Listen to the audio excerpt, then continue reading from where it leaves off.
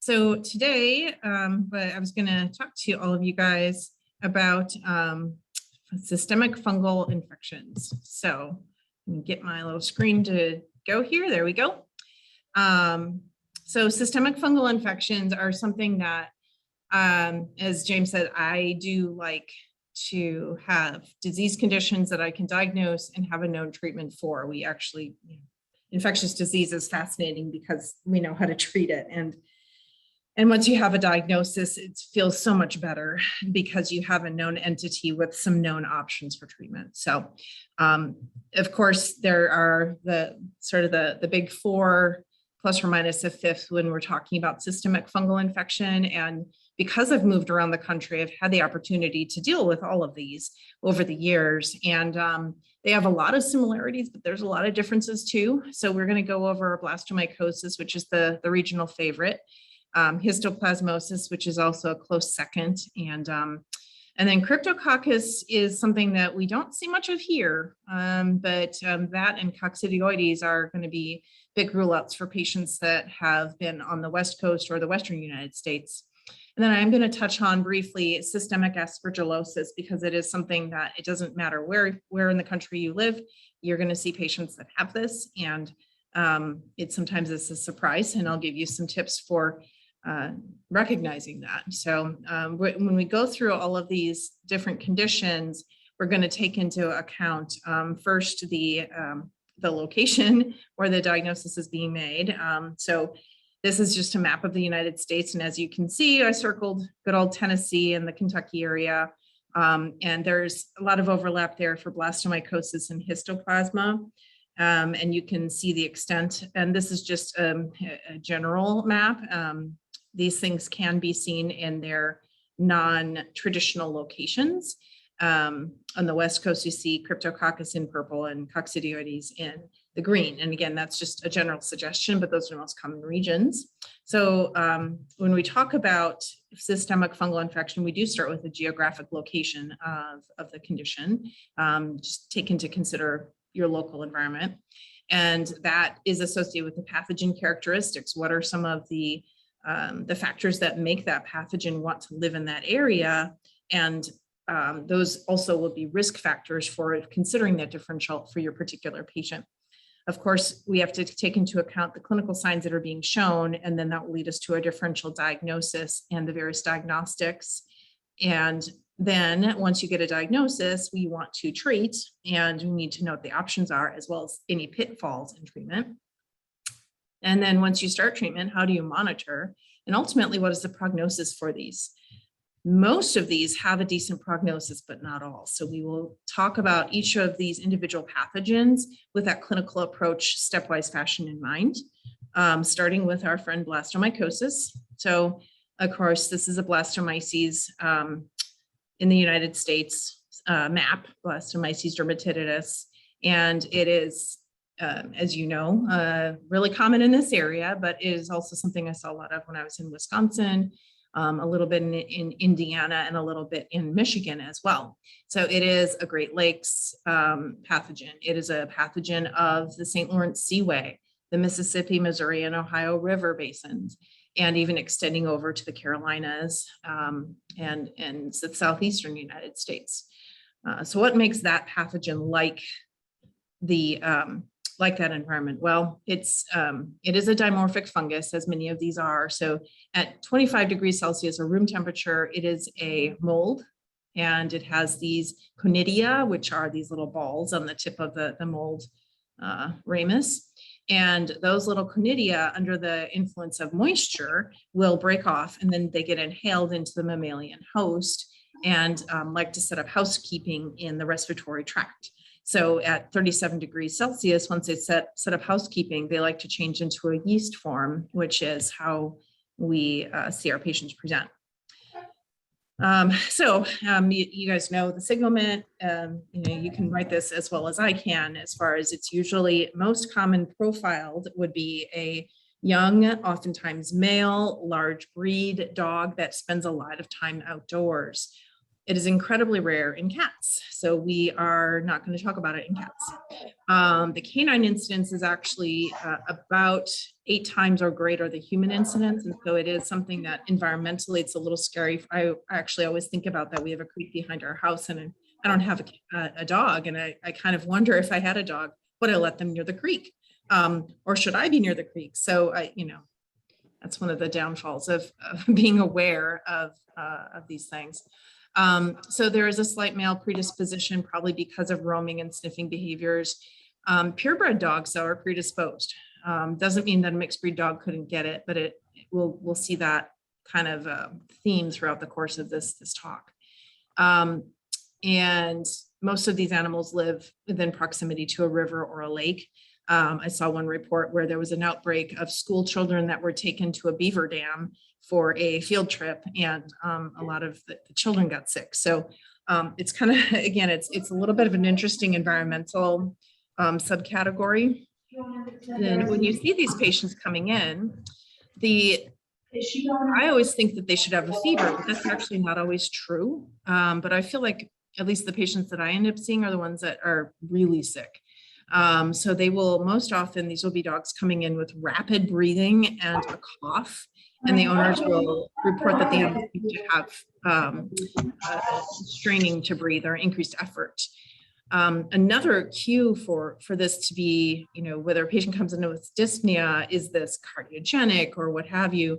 Some of these animals will actually have draining tracts or nodules in their skin. Up to 50% of them will have a cutaneous lesion.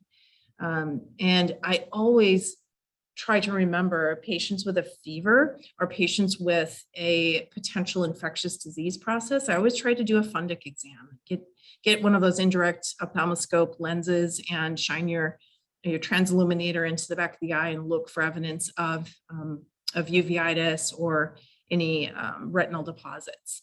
So get into the practice of that. The other thing I'm always looking for is, are those lymph nodes enlarged? The peripheral lymph nodes, and up to about half of these patients will be enlarged, and that actually is a target for you for diagnosis. Lameness, the bone involvement can happen. We don't see as much of that, but typically if there's bone involvement, most often there's other lesions also present. Very rarely, but can happen with blastomyces, is patients can have seizures, or even they can get cardiac involvement. So these patients may present with endocarditis, myocarditis, AV block, other conduction disturbances, and it's been documented that it can live in the myocardium, which is fairly terrifying. Laboratory abnormalities, you're going to see very similar lab abnormalities with all of these systemic fungal infection cases. So my suggestion is pattern recognition. When you see this pattern, start thinking fungal as a rule out for your patient. So leukocytosis with a neutrophilia and monocytosis. Okay, that could be a stress reaction. Or it could be an infection with a fungal infection. It's fairly nonspecific. When looked at as a whole, the literature suggests that a left shift has an increased risk for death. So it is actually relevant to get the CBC and look for bands. Band neutrophils tend to have association with more severe disease, not a surprise there. Patients with fungal infection will have a non-regenerative anemia in many cases. And with this pathogen, it's usually mild. With others, it's more severe, as we'll talk about. Hypoalbuminemia and hyperglobulinemia, also a fungal thing. If you see that pattern, think fungal. Hypercalcemia is also not entirely unheard of in blastomyces, and that hypercalcemia is because there's a vitamin D metabolite produced by activated macrophages.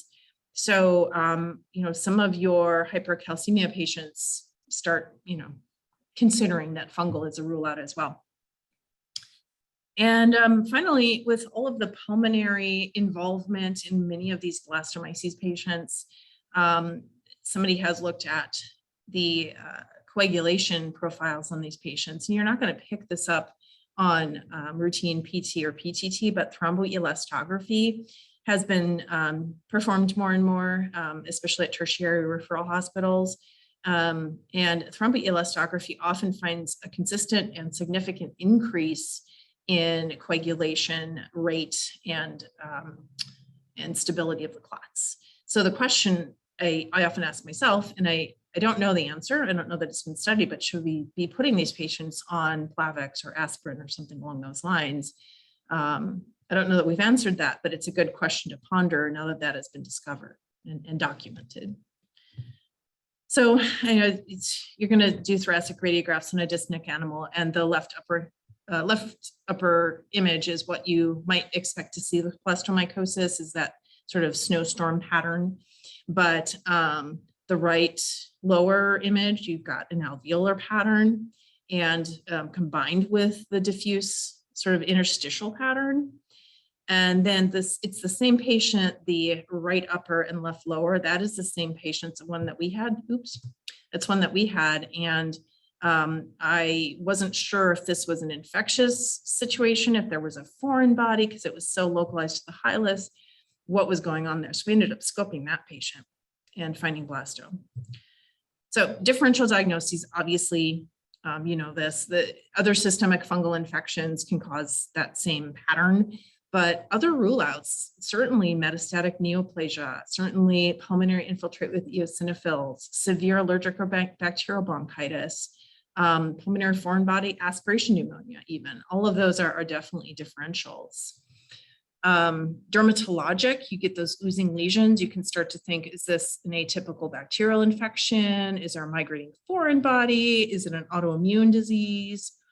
When you see ocular changes, same thing, any systemic illness, bone, same thing, cancer, other systemic fungal. And then when you get a patient with central nervous system blasto, that's a real one-off, but distemper should be, and other systemic infectious diseases, and even sterile diseases like GME are all rule out. So there's a lot of patients that maybe we should be considering fungal. I'm going to take a look and see what the chat question was.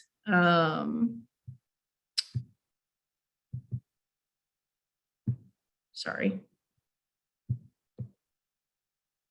Okay. I don't think that was a question. Okay. So moving on to our, whoops, apologies. So diagnosing blasto. So cytology, the rule of thumb is if it's oozing, do a cytology direct from it. If it's swollen, put a needle into it, pull something out of it. You know, direct impression smears and lymph node aspirates are all great. If you have a bone lesion, try to put a needle into the bone lesion. Interestingly, when you have pulmonary lesions, since a lot of this is actually not airway centered, a lot of the infiltrate is going to be interstitial or tissue centered. A lung aspirate has something like an 85% sensitivity for blasto, whereas a tracheal wash has more like a 60 to 70%, so a little bit lower. So some of these patients with respiratory may actually do better with a lung aspirate as opposed to a tracheal wash. So trying to get a direct cytologic diagnosis is sometimes the fastest and most rewarding diagnostic. And you can recognize these broad-based blue budding yeast in this picture surrounded by pyogranulomatous inflammation. These things have this big capsule around them and they stain really dark blue. If you're really brave, or maybe if you're an ophthalmologist, you could aspirate the eye, or you could do a spinal fluid analysis, which is rare to actually see the organisms there. So cytologic diagnosis is the fastest, quickest way. If you have direct access to some sort of swollen or oozing thing, you're going to make your diagnosis the most quickly. Serology is definitely the big thing I want to talk about for diagnosis. So there is an antibody test available on most of the fungal serology panels. And I want you to really reconsider submittal of a fungal serology panel when you're thinking about diagnosing a fungus, because many of these fungal organisms do not generate a good antibody response in the body. Because the immune response to clear these organisms is not really antibody derived. For example, blasto has this big slimy capsule around it. It's kind of hidden from the immune system. And the titer may take a long time to be detectable. So sensitivity is anywhere from 40% to 90%, depending on the severity of the disease and stage of infection. There's a specific surface antigen that the test is against. It's an AGID, agar gel immune diffusion assay. But the test is more likely to be misleading if it's negative. If it's positive, your patient probably has blasto, but it's not recommended anymore because it's got a low sensitivity. There is an antibody radioimmunoassay to a recombinant WI1 surface antigen that has been developed, but to my knowledge, it's not commercially available.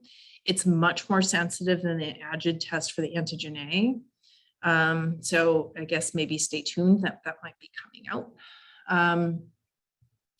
And then there's the antigen test to Miravista. So Miravista, this is my other plug. I don't work for them. I don't get any kickbacks, but I am so glad that they exist. And I strongly recommend, if you have any fungal management or testing question, they have an amazing array of educational information on their website. So Miravista, the company, is just a wealth of information. And yes, their job is to sell their tests, but their tests actually work. And so, yeah, I actually turn to their recommendations frequently. So if we do an antigen test, we're looking for an actual protein from the surface of the fungus. We're not looking for an antibody. So when we look at the serum, it's actually a little bit less sensitive than the urine. Both are highly specific. And the urine could be free catch, it could be cysto, the serum. There's specific recommendations, I believe, on handling of the serum that can be found on the website. So this Miravista antigen test, again, the urine is more sensitive than serum. There was a 2014 study that found the urine was actually 100% sensitive and serum was 90% in one study. But anyway, high numbers regardless. And the thing about the Miravista antigen test for any organism, it doesn't tell you if the antigen is from living or dead organisms. And so be aware of that you can still test positive in a patient that seems to be in clinical remission. And so one study did find that animals that seem to be clinically resolved of their disease, 43% of them still had positive urine antigen.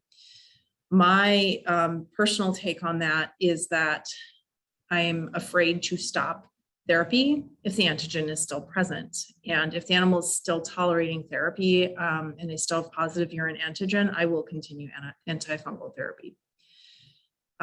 Something also to remember, though, is that the antigen test for blastomyces will cross-react significantly with that for histoplasma. So this goes back to trying to get that cytologic diagnosis if you can, so that you know what you're treating.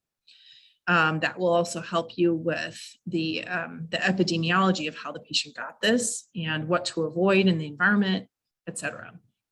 So I strongly recommend, in my opinion, I think there's a place to get cytology as early as you can, but also get an antigen, because the other thing is that if urine antigen level is less than 5, it was highly associated with long-term survival. So it will help you give a prognosis to the client. And we'll talk about that a little bit later too. Finally, you can use it to detect relapse. And there was a study finding with a clinical relapse, as patients, dogs with blasto had 71% of them had a urine antigen test positive, whereas the serum was only 43% positive. I don't know why the urine is more sensitive, it just is. So I tend to use just urine, although it is recommended, if you're really trying hard on any of these, is to submit urine and serum, regardless of the antigen test in most of these cases. Also know that the testing for blastomyces and for histoplasma is run daily at Miravista throughout the week. I don't think it's on the weekends, but you can FedEx your sample there. They will run it. They will email you the results, and you can, tell your client, hey, we have the diagnosis. We're going to talk about treatment options. And what I'll do with this section is we will go through all of the therapies of all the different antifungal therapies that are available under the heading of blastomycosis, because these are all still relevant for other fungal infections. And I'll try to outline which antifungals are best for each infection. And I do want you to also pay attention to that little voice in your head, if you have a strong suspicion for blastomycosis or some of these others, but especially blasto can move quickly, and it can move more quickly than the courier can get that sample to your Mira Vista. And, you know, if it's on a weekend, especially, this can move quickly. So if you have a strong suspicion, get them started on an antifungal, because you might miss that opportunity. We do see patients here coming in on emergency where it's suspected that the patient has blastomyces, but no antifungal has been started, and the patient decompensates while we're waiting for the test result. So don't let that be you. Okay.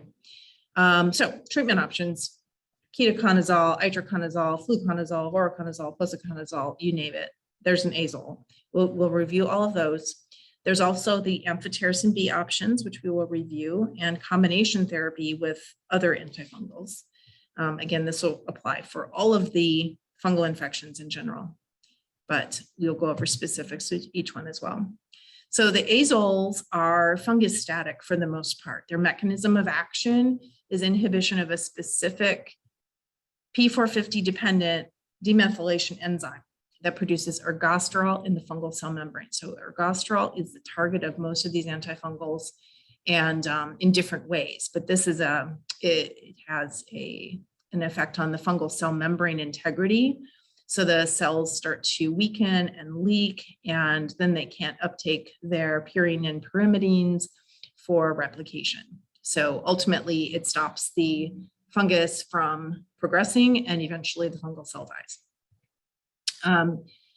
The thing about all of these antifungal azole derivatives is that the P450 enzyme inhibition is responsible also for side effects, such as impairment of hormone synthesis.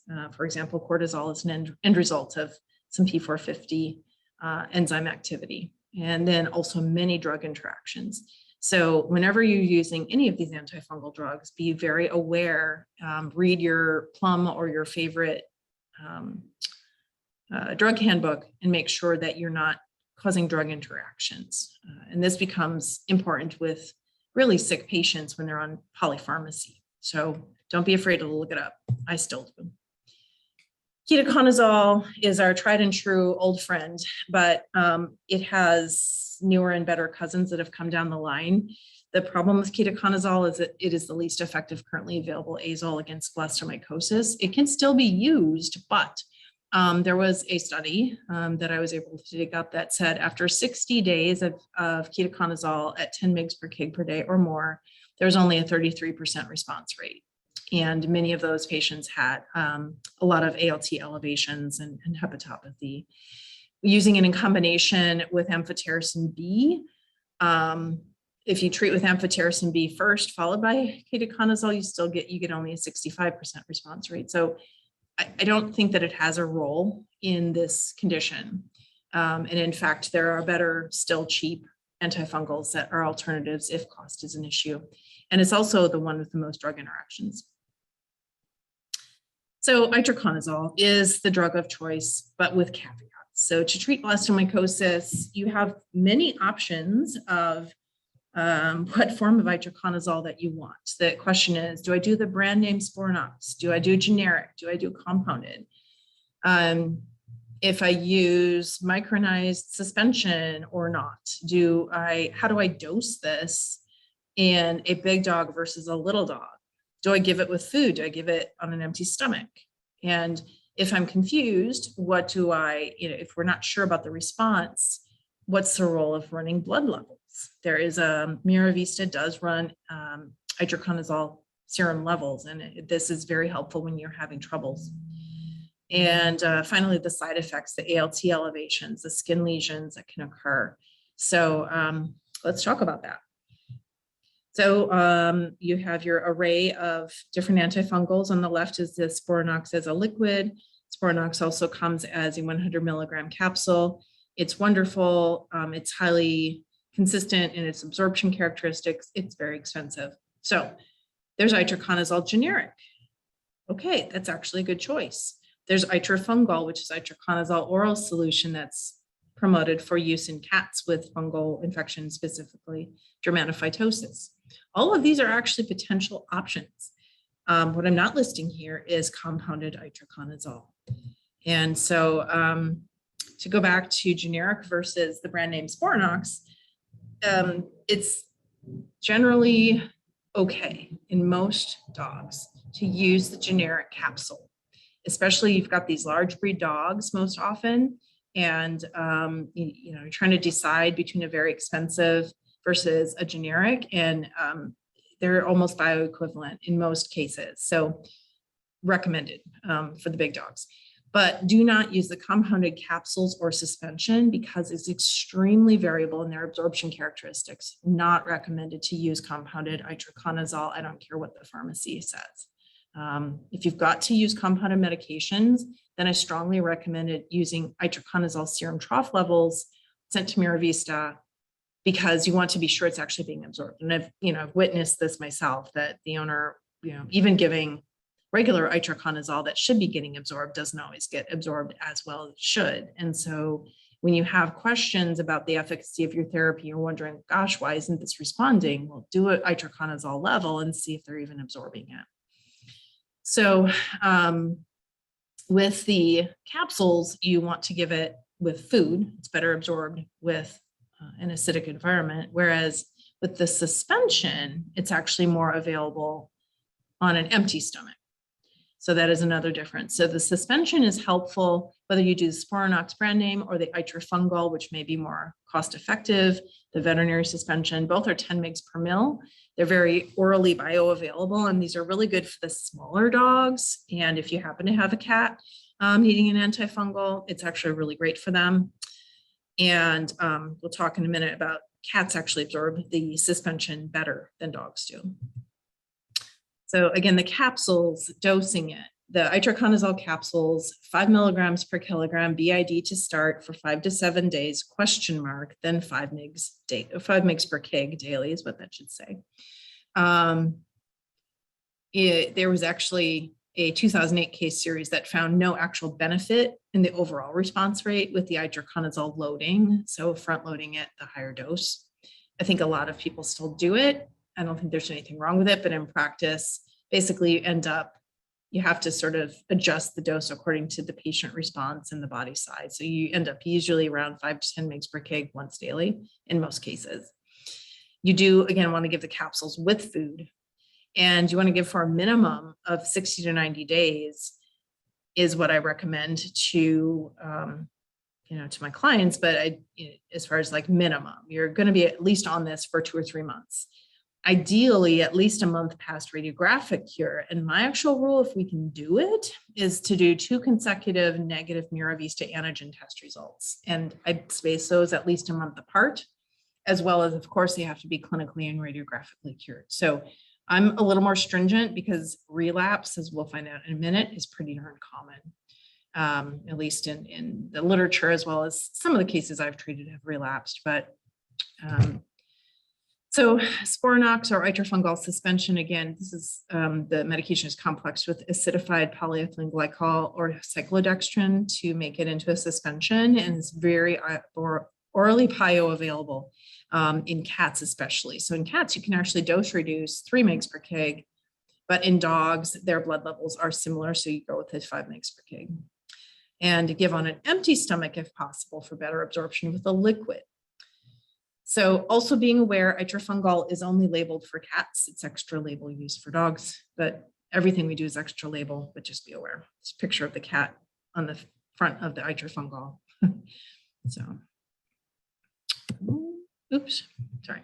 So side effects of itraconazole, we most commonly would see anorexia or vomiting, and some of those patients will also have an ALT elevation. It's estimated that about 5% of dogs given 5 mg per kg per day will have an ALT elevation, whereas about 10% will get an elevation at 10 mg per kg per day. And in my experience, a lot of times those are clinically silent and mild. If the animal seems to be maintaining themselves, I might add some denamirin. No proof that that's of any benefit. It might make me feel better. But if the animal is handling it outwardly well, and you've got an ALT that's maybe 20 points above normal, we'll maybe consider continuing therapy. But considering stopping therapy if they develop skin eruptions, vasculitis, or lymphedema. So these can almost look like fungal lesions. And it's important to take a look at the cytology from these and to determine, is this a fungal outbreak and it's resistant to mitraconazole, or is it a drug reaction? You might even need a skin biopsy to verify it. So if that occurs, you should stop the medication and switch. Drug interactions can occur with itraconazole, and you do have to be careful. I run into this with cyclosporine because you get immune suppressed patients on cyclosporine oftentimes will get an opportunistic fungal infection, not so much with blasto, but some other infections. So you have to be careful because put them on itraconazole or especially ketoconazole, you're going to increase your cyclosporine A drug levels, as well as several chemotherapy drugs, tricyclic antidepressants, et cetera, et cetera. So I always recommend, if you have polypharmacy, just take a quick second to look in a book, but with your azoles especially is relevant. Okay, well, what about fluconazole? Fluconazole is also a fairly popular drug for antifungal therapy because it's very cost effective. So it's been found that it's less efficacious than itraconazole in vitro against blasto, but there are reasons to consider its use. So it does enter the CSF, so it will cross the blood-brain barrier very effectively. So it may be helpful for if you have a patient where you think they have a CNS infection. There's also an intravenous version, which is also helpful. The bioavailability, though, has been found actually to be variable in dogs, at least, versus cats. And this was a very recent study that reported in the abstracts of the ACVIM forum of this year. They found that blood levels at the same dose equivalent rate were about 2 to 3 times different, one patient versus another. And it was not explained by being on a brand name versus generic. It wasn't explained by fed versus fasted. So it's a lot of individual variation. Ultimately, it still seems to get therapeutic levels in most animals. And it is very similarly bioavailable given with food versus fasted, but it's more available fasted for most pets. Now, that said, fluconazole is, it may be a choice. And a while ago, because of cost of itraconazole, even the generic, a lot of people were using fluconazole. And somebody actually did a study at the University of Wisconsin, my alma mater, the VMTH. They looked at 144 dogs with blasto. This was published in JVIM in 2011. And patients given fluconazole had a pretty decent remission rate, a moderate relapse rate of 18%, and the median duration of treatment was about 183 days. Interestingly, 17% of those dogs did develop an increase in ALT. So I thought that was very interesting. Itraconazole, on the other hand, had a 90% remission rate, but still at a 22% relapse rate, which I thought was pretty high. The median duration of treatment of that is 138 days, which was shorter than the fluconazole, and 26% of those had an ALT increase. So that's a higher ALT increase than what's expected based on what I just told you. Ultimately, my opinion is that for the itraconazole, I wonder if they should have treated longer. Back then, I don't know how often they,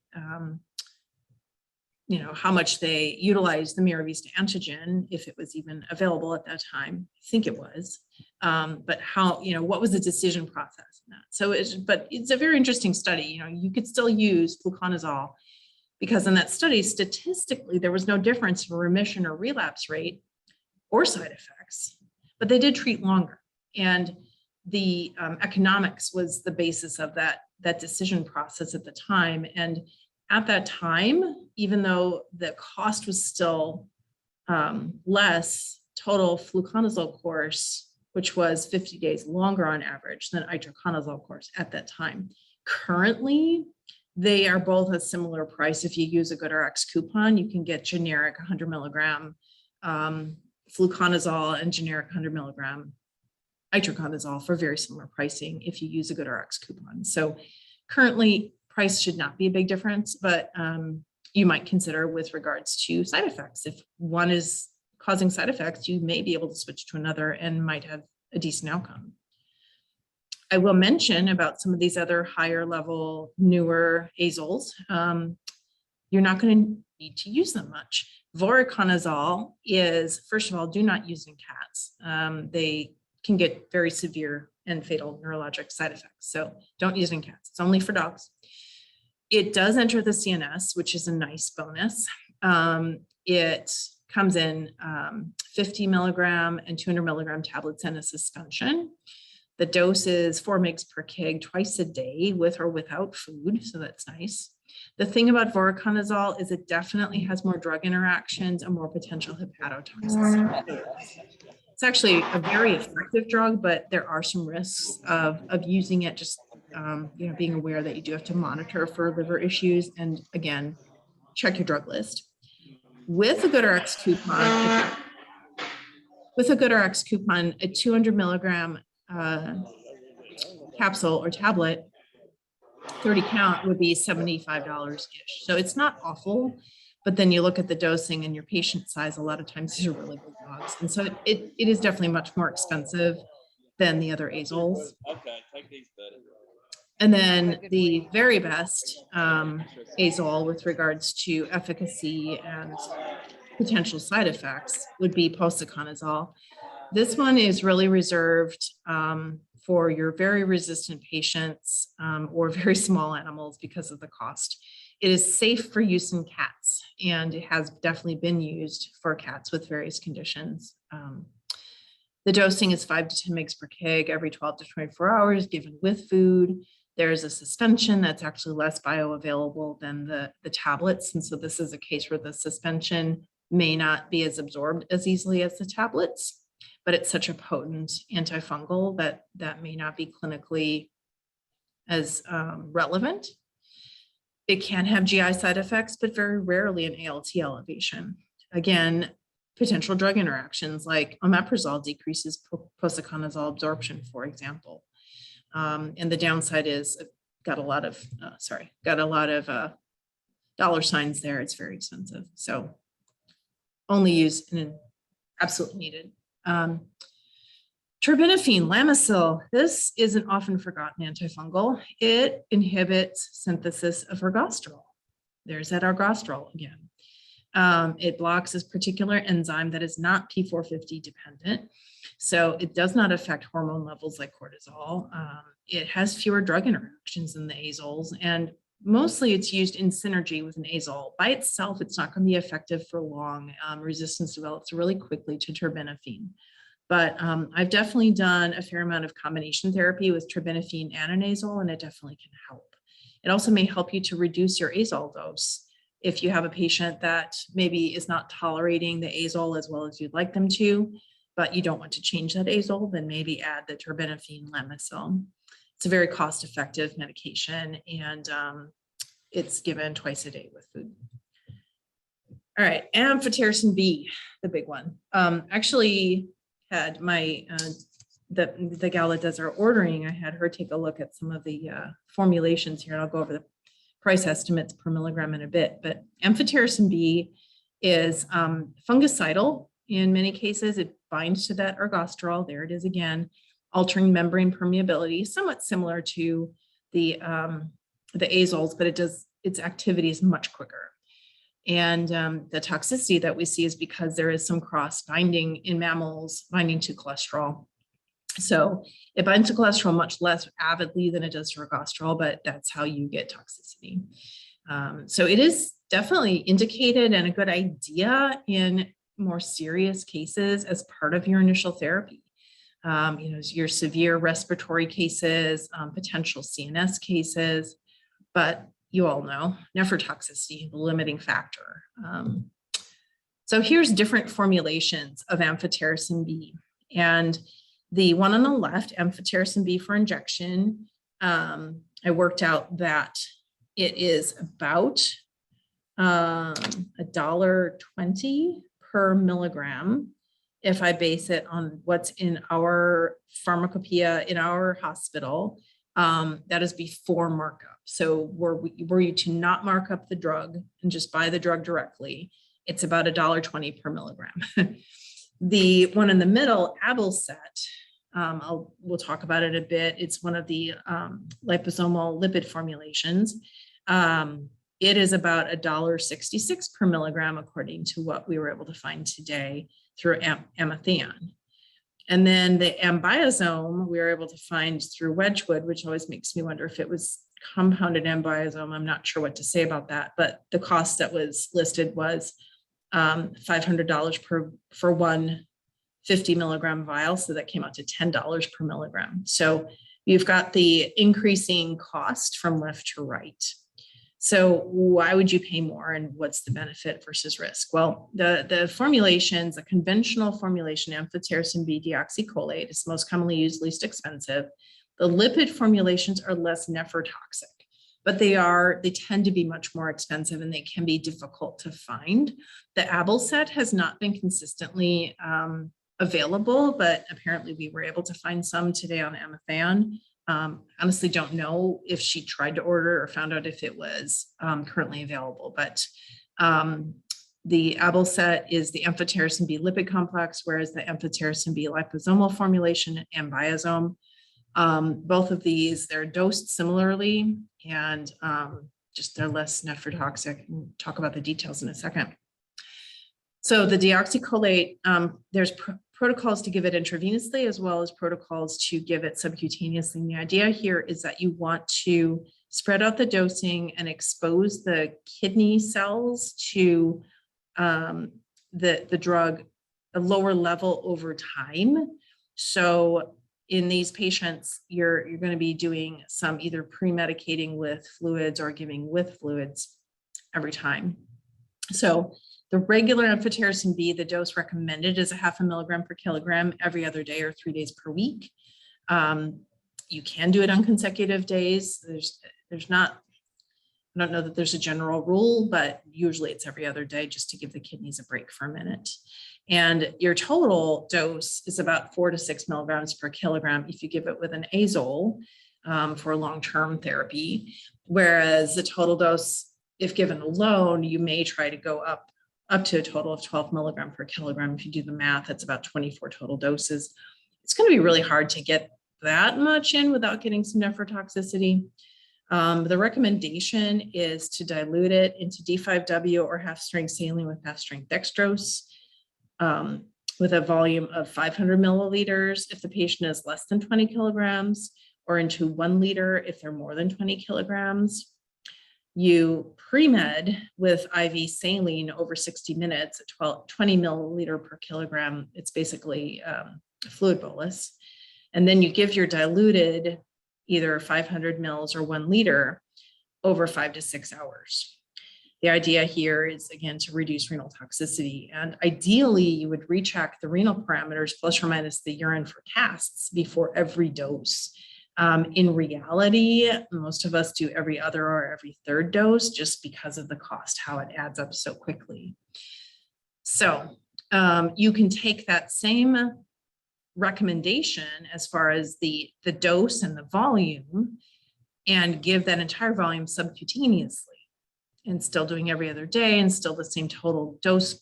So a lot of us do this because it's a lot easier than placing an IV catheter every other day or placing a central line and keeping it patent for 2 weeks or whatever.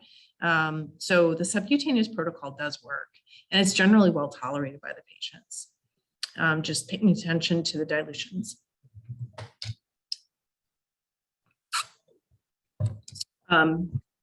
Okay, so the lipid complex. The amphotericin B lipid complex is definitely less nephrotoxic, but and the dose that's recommended is higher, that you can give a higher dose every other day or 3 times per week, again, up to 9 to 12 treatments, but again, at least weekly kidney values and urinalysis. And this one is diluted in D5W to 1 milligram per milliliter given over 1 to 2 hours. So it's a little bit of a different protocol, but all of these have some dextrose in there because of the solubility issues. Nephrotoxicity has actually been looked at by UC Davis. They did a retrospective of 51 dogs given amphotericin B for various fungal infections.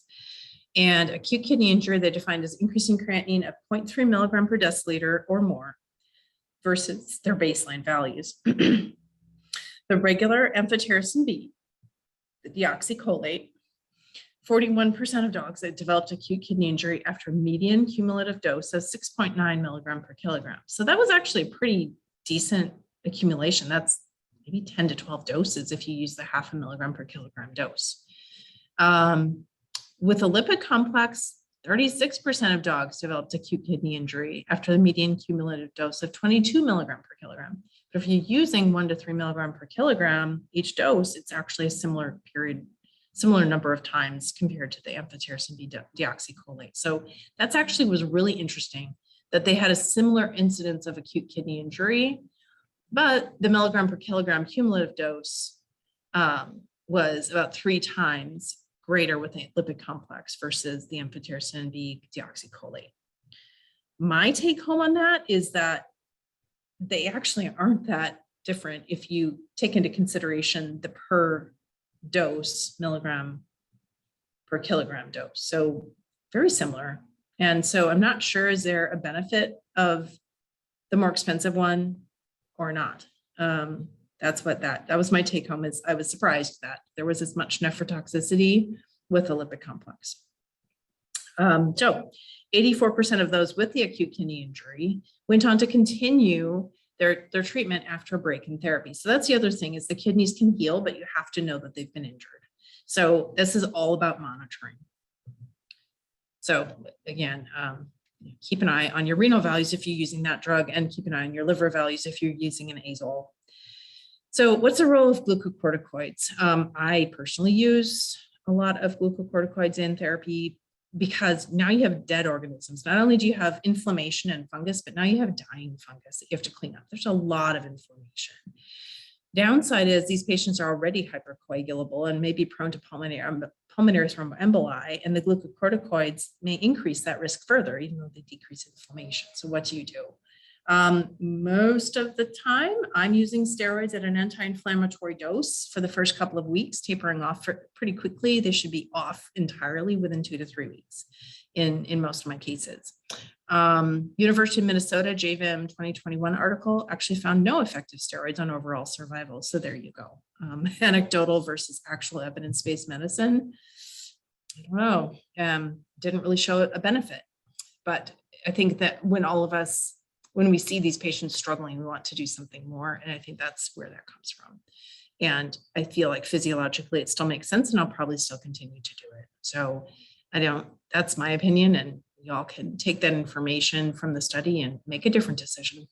But that's me. So prognosis for blasto, definitely the highest mortality is in the first couple of weeks, even the first few days upon presentation, depending on how long the owner took to get the pet to you. If they survive the first 2 weeks, then long-term survival is actually pretty likely. In the study that compared ITRA and fluconazole, the itraconazole had about a 10% case death within the first 2 weeks, whereas fluconazole actually lost 25%. So that's kind of a tell on the ITRA versus fluconazole, that ITRA may actually be a better choice if you really want to get on top of it. But if you have maybe a less severely affected patient, fluconazole might be okay. Another JVIM study, University of Minnesota, 87% of blastomyces patients survived to discharge, 69% were alive at 6 months, which was more attrition than I was expecting. I guess would have expected those that survived to discharge would still continue to live long-term. But they did find that the urine antigen was correlated with the severity of chest radiograph abnormalities and correlated to survival. And again, there's that urine antigen less than 5 all lived long-term, but half of those with the high urine antigen greater than 5 also lived long-term. So I guess it's prognostic if the antigen level is low, and if the antigen level is high, the prognosis may go down. No surprise that study also found that CNS blastomycosis and ventilator cases, they died. It's very unlikely that a patient with that severe of blastomyces is going to survive long-term and even short-term. Interestingly, most of the studies report up to a 25% relapse rate depending on their initial therapy. And so even if you think you're done with it, you may not be. So you have to have the owners continue to watch for clinical signs, repeat your chest radiographs after you've stopped medication. And I like to recheck the urine antigen. Again, 71% of them will become positive at the time of clinical relapse. So personally, I recommend rechecking a urine antigen 4 to 6 weeks after completion of antifungal therapy. And then we recheck whatever the nidus of the infection was to make sure it's not coming back. So whether it's a chest x-ray or a limb x-ray or looking in the eyes, those sorts of things. And I'd be very interested to see what the ophthalmology group has to say about their experience with fungal infections, because I feel that a lot of these patients have this nidus infection in the eye and may end up with enucleations as a way to save the rest of the patient. So these organisms can hide in the body and recrudesce when you're least expecting it. So always be vigilant for relapse. So with that said, I've covered a lot of territory with the intention of covering blasto as well as antifungal therapy. So I wanted to see if at this point, if there's any questions anybody might have, to see if there's, as we've covered so much information, before I go on to talk about the other, maybe less popular fungal infections. They won't be in as great of detail because we've already covered all the antifungal therapies, and we'll just kind of cover the individual organisms now moving forward. Okay, then I'll go on to talk about histoplasmosis. Again, all the check marks as far as what to consider with this infection. So histoplasmosis is, I kind of feel like it's the great imitator. It could be lurking in almost any patient. The more I think about it, the more I feel like I see histo everywhere until it's proven otherwise. This is actually a very old map, but it hasn't changed much. This is actually a map from like many decades ago with the prevalence of histoplasmosis, which you see is kind of centered right around Tennessee and Kentucky and the Mississippi River Valley, but also extending to the southwestern US. And I put a note there saying, are these the cases that were being diagnosed in California, which are the cases I saw, were they a Muncia species, which we will talk about in a second. So histoplasmosis likes to live in bird poop and bat poop. There is something about the pH and the nutrient density and all the things in bird and bat poop that makes it thrive, and it likes to live there and wait for an animal or a person to ingest it or to inhale it. So it's another dimorphic fungus at 71 to 84 degrees Fahrenheit is the best for fungal growth. So basically, yes, are pretty much most of the time in Tennessee when it's not winter, but it has very resistant spores. And so these little microconidia on the fungal elements, they'll break off and they will hang out in the environment. They'll hang out in the bird poop, they'll hang out in the dirt, and they will wait their turn. And they're very resistant. Because they're very small, this is one that actually gets engulfed by the macrophage. So remember, the Blastomycosis is a really big organism. And so the cells can't really engulf the organism with any great ease until it's broken up and dead.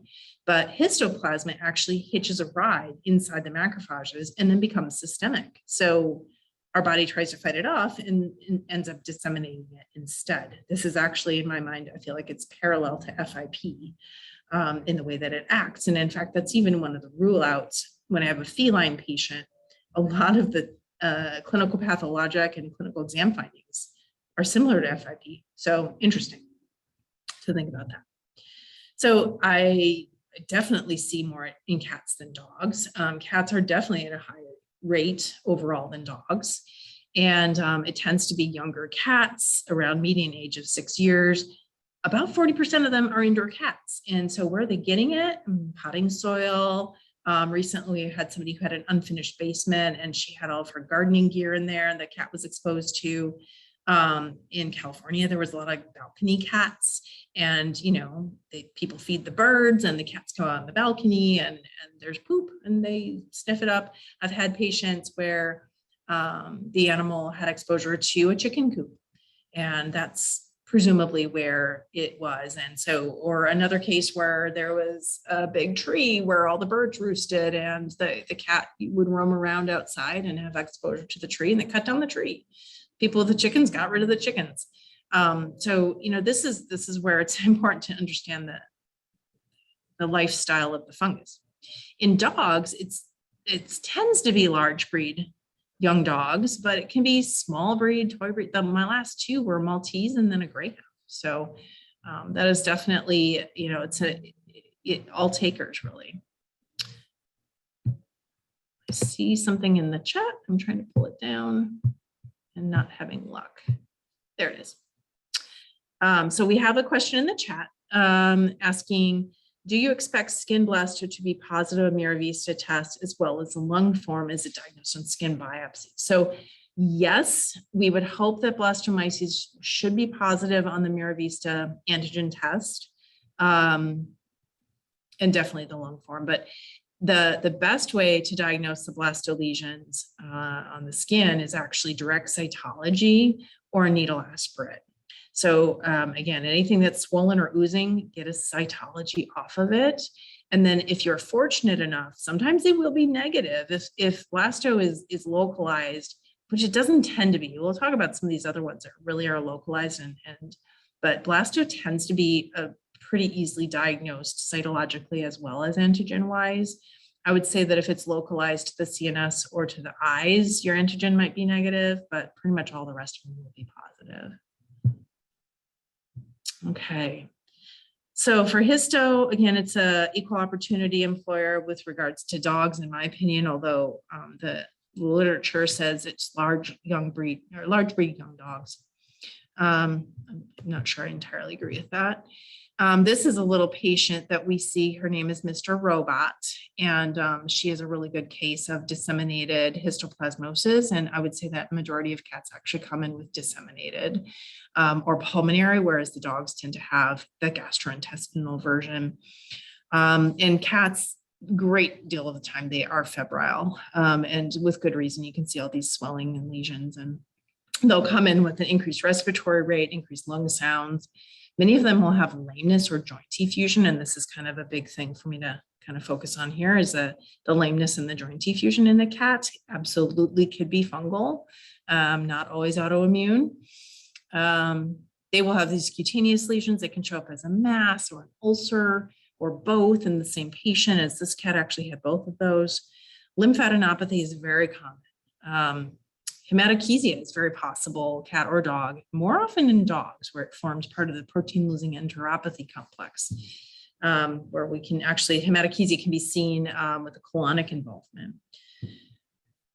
Cats, very commonly, organomegaly of the liver and the spleen. They may have ocular changes, panophthalmitis, retinal detachment, blindness, you name it. So again, boy, this sounds real familiar. These are all kind of things that you might see with blastomyces, but in a cat, and occasionally in a dog. In a dog, usually gastrointestinal.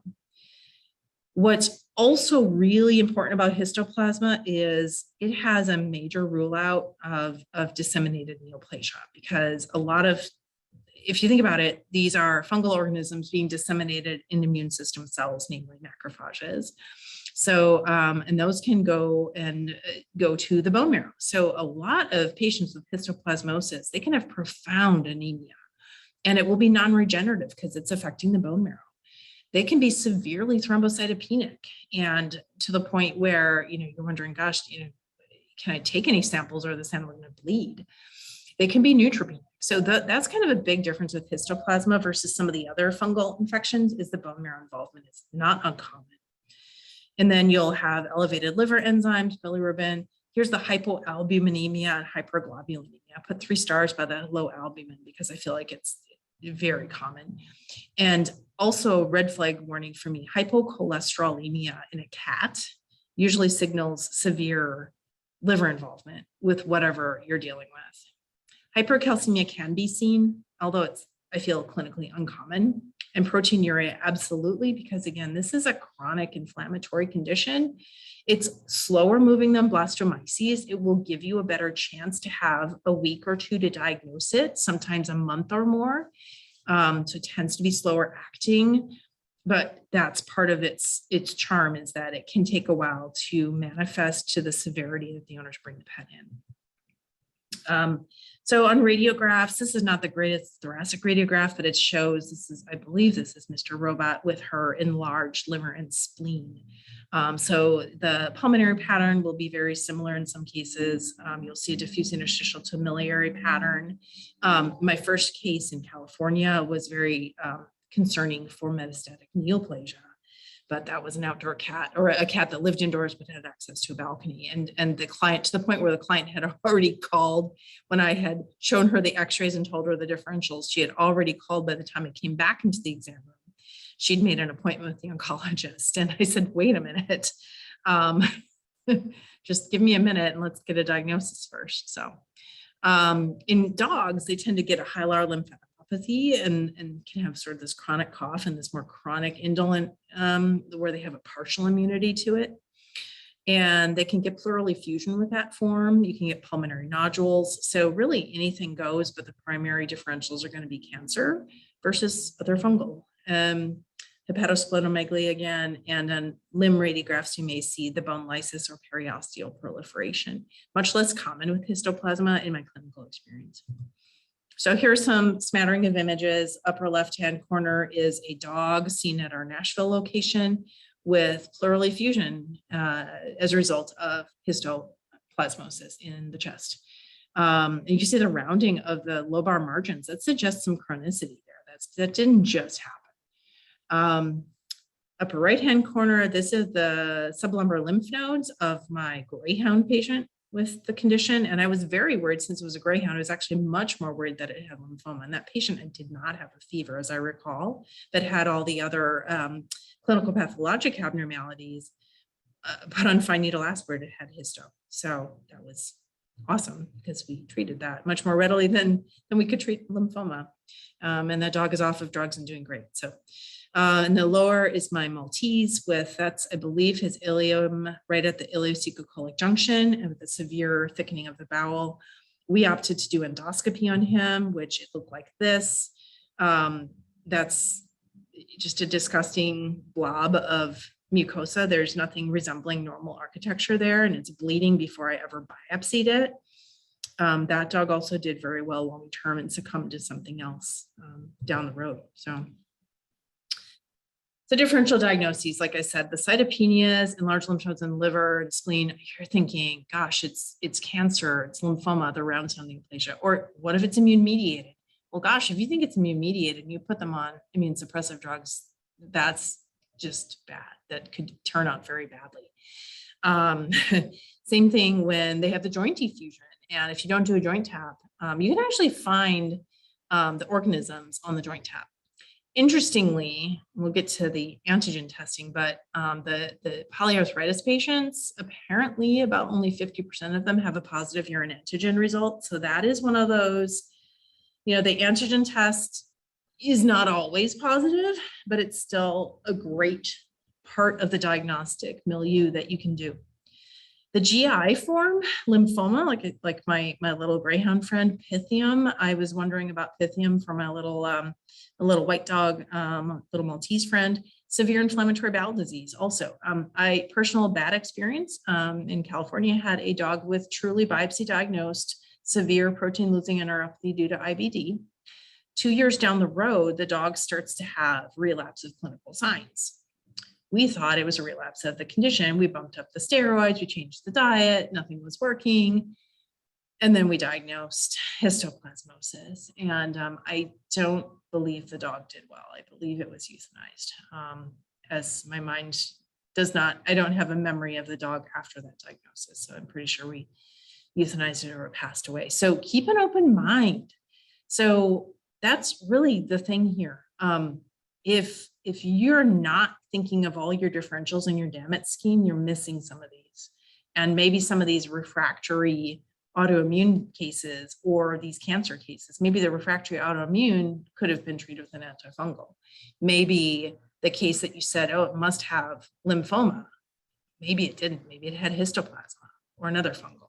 So please keep an open mind, especially with this condition, because it is carried in those macrophages, like this picture here. This is a bone marrow smear with a macrophage loaded with these organisms surrounded by marrow precursors.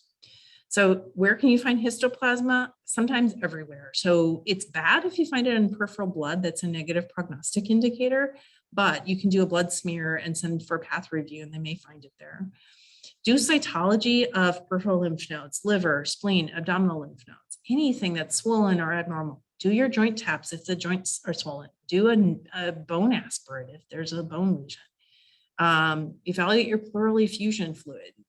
Aspirate the lung. The aspirating of the lung you may or may not be comfortable to do, but we're happy to do it here with ultrasound guidance. So this is a diagnosis that oftentimes can be made very easily on cytology. If it's big, put a needle in it. What about serology? Okay, this is another case where please don't do the antibody titer. That the immunodeficient antibody titer run by most reference labs as part of their fungal serology panel. Recently, a study found that it was 0% sensitive in cats and 14% in dogs. Just don't use it. Don't let them take your money and your client's money. There is an antibody assay that was recently developed by Miravista. It has a fairly high sensitivity for both dogs and cats. And they suggest that if you combine antigen and antibody tests, you get a total of about 100% sensitivity in their study. So what the role of an antibody test for histoplasma is if you have an antigen that's negative and you still really think it's got it, and you don't have any other way of verifying it, or if your antigen is positive and you can't verify it with cytology, remember you've got Blastomycosis has a lot of cross reaction with histoplasma. So if your antigen is positive, but you can't really verify what you're dealing with, and then this antibody test, the enzyme immunoassay versus the immunodiffusion antibody titer and the EIA is much more beneficial. Oops. There we go. Again, the antigen serology. Miravista can do the histoplasma antigen. They do it daily. Yes, again, just like the blastos run daily. So urine, serum, bronchoalveolar lavage fluid, any of those. The urine antigen, 98% sensitive at the time of clinical diagnosis, and the serum is slightly less sensitive. The ocular form and the polyarthropathy forms, both of those tend to have up to 50% positive, but the ocular is notoriously negative in a lot of cases. So that's where your cytology or looking for it somewhere else really helps. Also being aware that, again, is the antigen there from dead organisms after you've treated it? So again, very similar to blasto.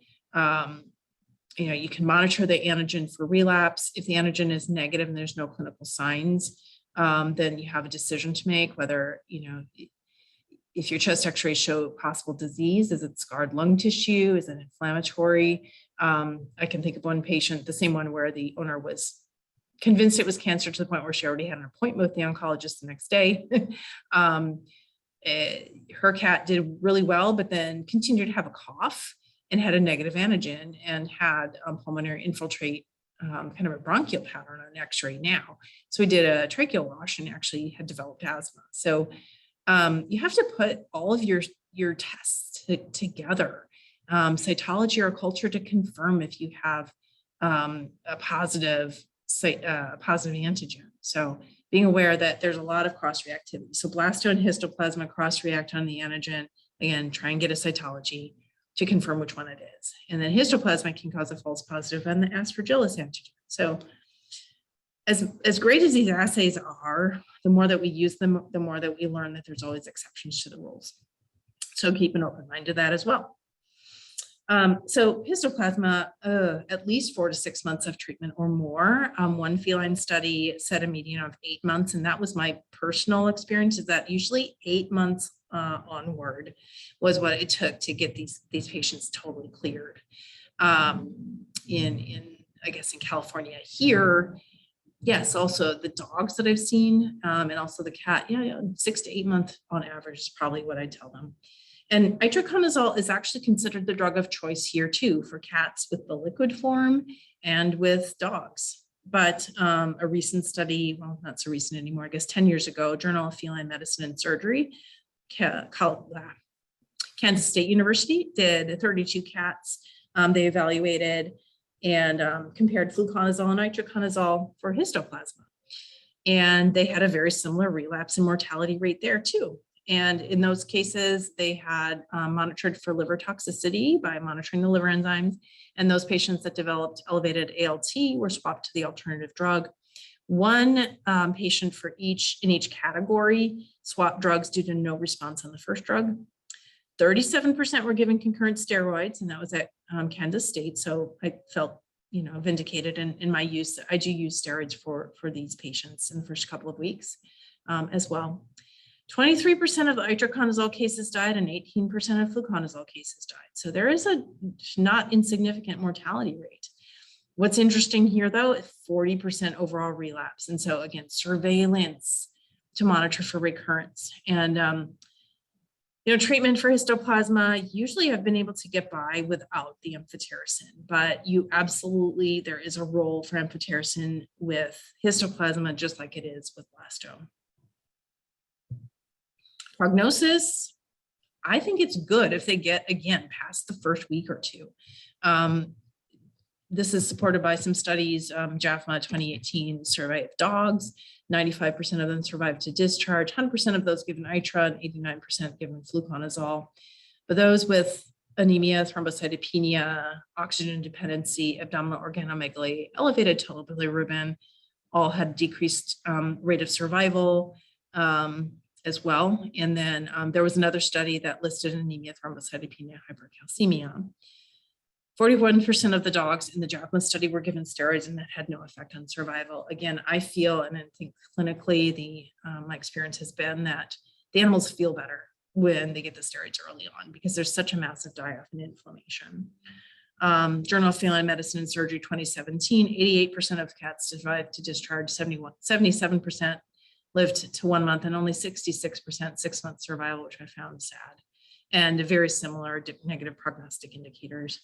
We'll say that there's also the form in dogs that is reported to have a self-limiting pulmonary histoplasmosis, where they have positive titers and may have a cough, but otherwise seem to feel good.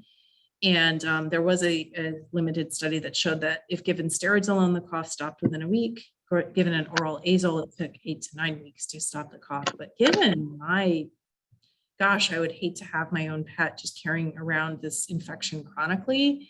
I personally would rather treat it than say, oh, it's self-limiting and ignore it. So that's my own bent. I don't know if anybody's really looked at that evidence-based. So I mentioned the Amansia. These are images of an Amansia organism in 2 different blood smears. And most of what I treated in California was probably this pathogen because it looks just like it. And so on cytology, it was being called histoplasma. And also, fun fact is that it cross-reacts really nicely with the histoplasma antigen.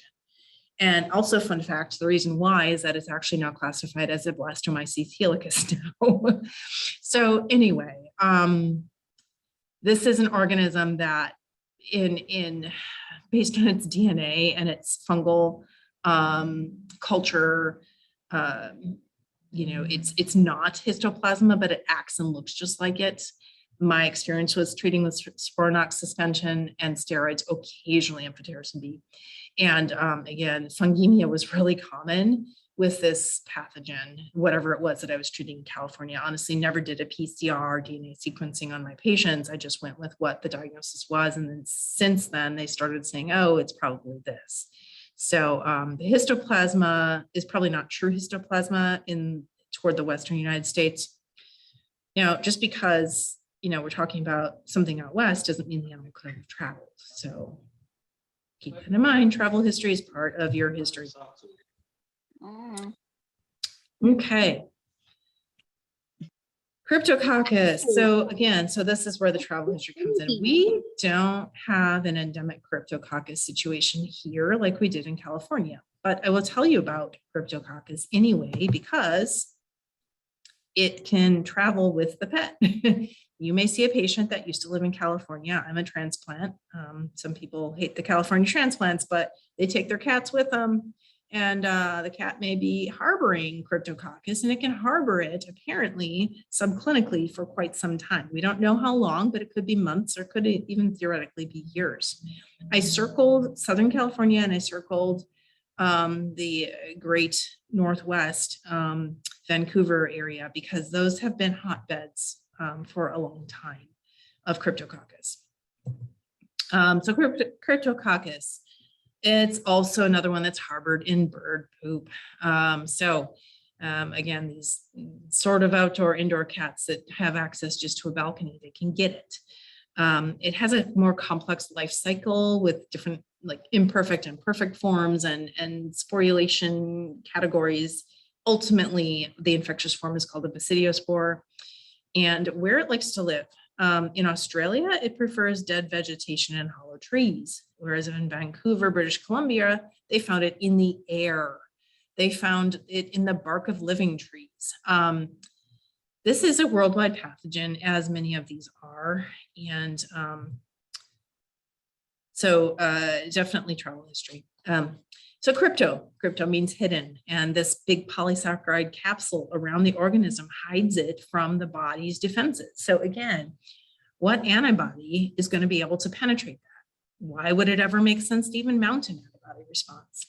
So we don't do antibody testing because antibodies are useless in this disease anyway. So why would we rely on them as a diagnostic test? The capsule also inhibits phagocytosis and plasma cell function. Plasma cells make antibodies. So don't do an antibody test. Okay, this is a painful slide, but what it means is when I was going to school and I graduated in 1995 at University of Wisconsin-Madison, I was taught that Cryptococcus neoformans was what we had. Turns out that there's a whole lot of Cryptococcus neoformans subtypes and serotypes. And then there's something called Cryptococcus gattii, or gati, which means cat. Why does it matter?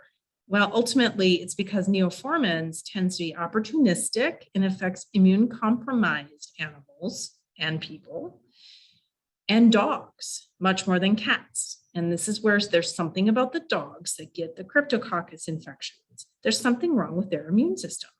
The cats tend to be able to fight off the neoformans more easily, not always, but more easily. Whereas a Cryptogattii can attack immune competent hosts. And unfortunately, it has less susceptibility to the age-old drugs. And that's the problem, is these subtypes actually matter when it comes down to susceptibility. So dogs versus cats. We'll go down the cats first. So cats have 8 times the incidence of dogs, and the median age is about 7 years. About 25% of them are 100% indoor cats, the exposure to bird poop. And you can carry it in on your shoes, for goodness sakes. It's pretty crazy how different animals get infected. They usually present with sneezing and nasal stutter and discharge because they inhale these spores. They can develop pulmonary infiltrates as well, and I've definitely seen some pretty severe ones. Interestingly, about 40% of these animals will actually get systemic Cryptococcus, where you could look for it and find it in the liver or the spleen. It's not quite as much as the histoplasma in my experience. And it can also go to the joints. So there goes your joint taps. Don't just assume it's autoimmune. Many of them have ocular inflammation. They can get the skin nodules, oozing areas. And importantly, the CNS in cats is actually typically preceded by months of upper respiratory signs, where basically you have a chance to diagnose it and keep this from happening. So it's kind of, it's misdiagnosed for many months until the animal starts seizuring. So the Cryptococcus gattii actually predominates in the United States, whereas it is not in other parts of the world. Interestingly, also leukemia and FIV are not increased risk for the disease process, so that they may delay the recovery rate, but they do not increase the risk. Now, dogs, remember, we talked about genetic defect in the immune response to fungi. So there's an increased risk in certain breeds in dogs. They tend to get the Cryptococcus neoformans, which is the opportunistic one. So Cocker Spaniels, German Shepherds, Great Danes, Dobermans. Median age 4 years, that's young. That's because their immune system is not right. So these dogs get the Cryptococcus neoformans, taking opportunity of a defective immune system. And dogs are much more at risk for central nervous system or multisystemic or bone Cryptococcus. And their CNS version may not be preceded by other symptoms like sneezing. The primary nasal form of crypto is really rare in dogs. I don't remember ever seeing it when I was in California, which is interesting for how much we saw in cats. So prognosis is worse in dogs because most of those cases are CNS or systemic, and there's something wrong with the pet in the first place that they got the disease in the first place. Sorry, I clicked over. One really interesting thing was fever is uncommon. In cats, about 7% have a fever and 17% in dogs. What the heck is that? So that has to do with the Cryptococcus being hidden from the immune system and, you know, the capsule inhibiting the immune functions. Diagnosis, again, cytology or biopsy. If it's swollen or oozing, get a sample. There is a latex agglutination test for the Cryptococcus capsular antigen. It's shed in abundance into the serum. You don't even need urine on this one. There's different types of latex agglutination tests though. And I have a client that her name is Stephanie McEwen. She's a physician and her cat got Cryptococcus. And we were monitoring its antigen titer, and it continued to have had a relapse of clinical signs, but its titer was negative. By accident, actually after I left, the doctor that took over her care sent the test to Amtech instead of IDEX, or was it IDEX instead of Antech? It was actually, she sent it to IDEX instead of Antech. The Antech test was negative, the IDEX was a strong positive, which created a whole series of events, ultimately leading to this publication that my client actually got published in JVM. So I thought that was pretty amazing that she was that tenacious to say, wait a minute. And then she kind of took it on her own. So it's interesting to read, but what it comes down to is there's different forms of latex agglutination testing. The form that is run by Antech does not have the pronase step. Pronase step is an enzyme digestion step that unveils the antigen, makes it easier to diagnose. So if you're gonna do this test, I recommend using IDEX or Miravista. So Cryptococcus can be localized to the nasopharynx, CNS, or the eye, and those patients can be a false negative. So that's the downside, is if that is localized disease, you may have a hard time diagnosing it. And interestingly, also the false positive results can occur with hetastarch or Klebsiella. Remember, Klebsiella has a slimy kind of capsule. And one dog with valley fever was misdiagnosed. For whatever reason, there was a cross reaction there. Ultimately, again, we use the antigen as monitoring of the course of the disease, but we learned that where you send the antigen test actually may be a big difference. Also, fun fact, possible for a dog or a cat to have a positive serum antigen and a positive nasal culture without clinical signs. So are these patients that get sick, are they going to get sick, or are they just carrying it around until the opportunity arises? What do we do with that? So the more that you look, the more that you learn. It's very interesting that apparently this can be carried asymptomatically. So again, that brings up the idea of patients moving, and maybe they moved a year ago, and now they're coming down with their illness because something is stressing them out. So keep an open mind. Also, 2 point-of-care antigen tests have been marketed recently with good accuracy based on the reports. I've not used them. I don't know where you would get a hold of them, but they are reported in limited literature. Here's just some fun images of the nasopharyngeal cryptococcosis. On the right is an actual picture of my patient that on the very first diagnosis, that was her nasopharynx with some big blobs consisting primarily of inflammatory tissue and cryptococcus. And the CT scan is not hers, but this is, I'm sure, what hers looked like. It's very typical. And you might look at this and say, oh, it's a polyp. Well, yeah, it's a polyp, but it's a polyp composed of fungus. So interesting. And these animals will come in with stridor and nasal discharge. The only case I could find in our NVS database was a Cryptococcus case in a dog, and it was a CNS case. It's a 3-year-old cocker, remember the Cocker Spaniel, immune system nightmare, from Cookeville, Tennessee. In the history, I could not glean if there was any travel history, nor could I tell if there was any human travel history. So it wasn't part of what was discussed in the write-up.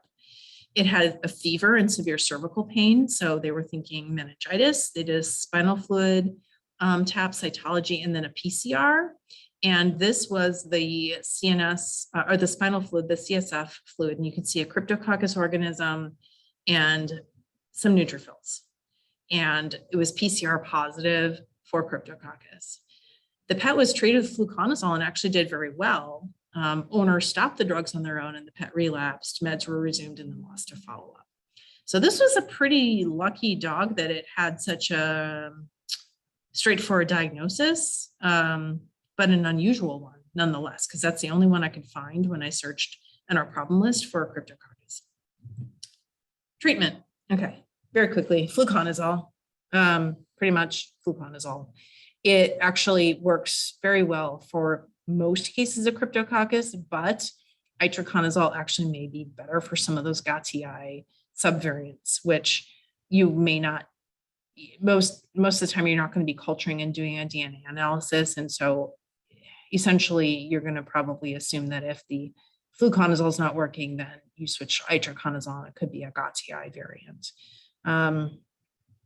So fluconazole is cost effective. It gets good levels in the central nervous system. If you have a severe case, definitely amphotericin B can be given at first to get the ground and your feet under you on the ground. CNS cases had an increased survival to the 10-day mark if steroids were given. And generally, I have always given steroids early on, again, the first couple of weeks. And again, fluconazole does come as an IV for more severe cases that may not have the ability to swallow. Sometimes we would put in esophagostomy tubes in the cats that would get it. It was very helpful for nutrition as well as medications. And yeah, treatment duration in Cryptococcus. 2/3 of the long-term survivors are cured, but you have to go for 18 months plus, and about 1/3 of those are relapse. So I have a colleague that her own cat has been on itraconazole for 4 years. He still has a positive titer, but he's not symptomatic. So she just keeps him on that. I guess we could get more intensive about managing it, but yeah, it's an interesting thing. It can kind of stick around and reach this balance in the body, but you always worry about tipping that balance and then they get sick. Okay. So the other systemic fungus that is, more, it's not just one breed, would be valley fever, Coccidioidomycosis. So this is all the red spots. Cocci likes to live where it's dry and hot. And then when the soil is disturbed, such as earthquakes, harvest time, housing development. So somebody is maybe creating they're building, their building development. Anytime the soil is disturbed, now we have more infections, and it definitely occurs in people, dogs, and cats. Cats are much less commonly affected. Most of what I had ever seen was dogs, and 80% of those were pulmonary, so very typical pulmonary, whereas cats were usually cutaneous, like oozing lesions, or sometimes if they're immune compromised or deficient some way, they can get the disseminated form. Yeah, so coccidioides. Most of the dogs were young and big, just like Blasto here. Lethargy is the most common clinical sign. It is a slow illness. So this thing is, compared to the hot Blastomyces or the mid-range Histoplasma, coccidioides can just linger. Sometimes it's really almost like imperceptible, the rate of decline of the patient. but 60% of them have a fever. So it's interesting how many of them have a fever compared to these other infections. Most of them have coughing, increased respiratory rate. Some of them will have lameness. So they'll have bone and joint infiltrates. Occasionally there'll be seizuring. So we would always, that's always a rule out, especially in the Western US, of a patient that's having neurologic symptoms and a fever. Absolutely, coccidioides can be present. Pulmonary, most commonly, the common diffuse interstitial pattern hilar lymphadenopathy, and we'll get you a picture of the hilar lymph nodes here in a second. Interesting about coccidioides, pericarditis, pericardial effusion. 25% of dogs with disseminated coccidioides had pericardial effusion on necropsy. So this is a rule out for pericardial effusion in a dog with a fever who comes from the Western US. Very interesting. And a lot of these on your general diagnostics, your minimum database, they'll have the non-regenerative anemia, neutrophilic monocytosis, but eosinophilia, it was not uncommon. So definitely a big rule out, pulmonary infiltrate with eosinophils treated with steroids versus coccidioides. You better know what you're treating. Chemistry, the low albumin, high globulin, we know that. Interestingly too, the protein urea is actually, a lot of these dogs have immune complex glomerulonephritis because it's chronic immune stimulation. So you may have secondary sequelae because of all of this. I saw that with some of my histoplasmosis out there too, where you get secondary renal damage. So you've got to get on top of this before it does a number on the rest of the body. Pericardial effusion. Yeah. So here's some x-rays. So you'd think that the one on the upper left is blastomyces. No, it's coccidioides, but same difference, right? The lower left, there's a big lymph node in the anterior mediastinum of this cat. So that's a cat with pulmonary cocci. Very uncommon, but what would you do to diagnose it? Well, personally, I might, if I missed the idea of that being a rule out, I might put a needle into that enlarged lymph node and find out what's living there and get my answer that way. Whereas the, not a great radiograph kind of centered on the diaphragm. All of these are stolen, unfortunately, from the internet because they don't have any direct access anymore to cocci cases. But this is a good demonstration of the severe, massive hilar lymphadenopathy that can sometimes occur with not a lot of pulmonary infiltrate compared to the amount of lymph nodes. So these dogs might come in with a dry hacking cough, and you take the x-ray and say, gosh, she's either got a mass there or a chronic lung infection. So this organism is huge. You can see compared to the other images, they get these gigantic spherules that are much bigger than a white blood cell. And they generate the pyogranulomatosis response. So that's what you're going to see on cytology. And you can get this diagnosis from a direct impression from a skin lesion. You can do a needle aspirate of lymph node skin masses. You may, if you have pericardial effusion or pleural effusion, joint fluid, it'll show up there. BAL fluid cytology, all of these. This is all the same thing. I don't care what the organism is. If there's fluid, a bump or a swelling or an ooze, take a sample of it. Serology, okay, this is the one systemic fungal infection for which antigen tests is not recommended. It's actually not very sensitive in dogs, whereas it is very much so in people. So do the serum antibody testing, and you can do an AGID, you can do an ELISA. I don't care what lab you send it to. The thing about this is that you have to think about the speed with which these things develop. So IgM antibodies typically increase within 2 to 5 weeks of infection. They can persist for months to years, which is strange. You wouldn't expect that. And then the IgG will increase by 8 to 12 weeks. So many of these in their acute stages will just have an IgM antibody, but then the IgG will develop and it will stick around. And the difficulty is that up to 10% of them will have no antibodies at the time you're diagnosing them. So no test is perfect. So then you have to get a cytology or a biopsy of whatever the affected area is. And also this, we talked about the CNS cases. A lot of those have a really low or negative titer.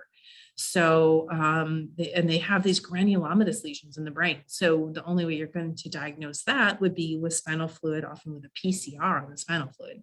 That's nothing that most of our practitioners are going to have to worry about, but it's definitely something to be aware of. There is a point of care lateral flow assay that is available. I have not used it. It has a good correlation with the reference lab AGID. So that's interesting, sort of a cage side test for valley fever. I would be interested to talk to some folks in Arizona and see how often they use that and their experiences with it. But also the difficulty though, so many people, many dogs, probably a lot of cats, walking around in Nevada might have a positive IgG antibody for valley fever. What does that mean?